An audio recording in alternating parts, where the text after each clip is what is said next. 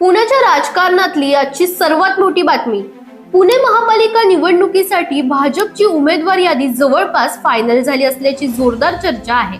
आज मुख्यमंत्री देवेंद्र फडणवीस यांच्या वर्षा निवासस्थानी पुण्यातील प्रमुख भाजप नेत्यांची महत्त्वाची बैठक होणार असून याच बैठकीत उमेदवारांच्या नावांवर शिक्कामोर्तब होण्याची शक्यता आहे. भाजपने आधीच अजित पवारांच्या राष्ट्रवादी सोबत न जाण्याचा निर्णय स्पष्ट केला आहे.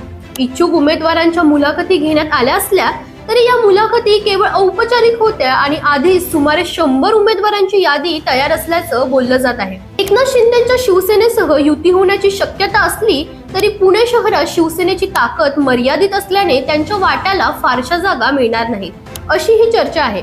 दुसरीकडे इतर पक्षातील अनेक दिग्गज भाजपमध्ये प्रवेशासाठी उत्सुक असल्याने उमेदवारांची चढाओढ अधिकच वाढली आहे.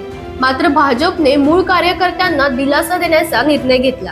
ज्या जागांवर विजय जवळपास निश्चित आहे त्या जागांवर बाहेरून आलेल्यांऐवजी मूळ भाजप कार्यकर्त्यांना संधी दिली जाणार असल्याची माहिती समोर येते. दरम्यान उमेदवारी मिळवण्यासाठी इच्छुकांची धावपळ सुरूच आहे. आरक्षण, बदललेली समीकरणं आणि स्पर्धेमुळे अनेकांचे धाबे दणाणले असून उमेदवारीसाठी तर काही इच्छुकांनी तर अक्षरशः देव पाण्यात ठेवले असल्याची चर्चा राजकीय वर्तुळात आहे. आता प्रश्न एवढाच, भाजपची यादी जाहीर होताच नेमकं कोणाला दिलासा मिळणार आणि कोणाला धक्का बसणार? तुम्हाला काय वाटतं? आम्हाला कमेंटमध्ये नक्की सांगा आणि इंडिया लीडरला फॉलो करायला विसरू नका.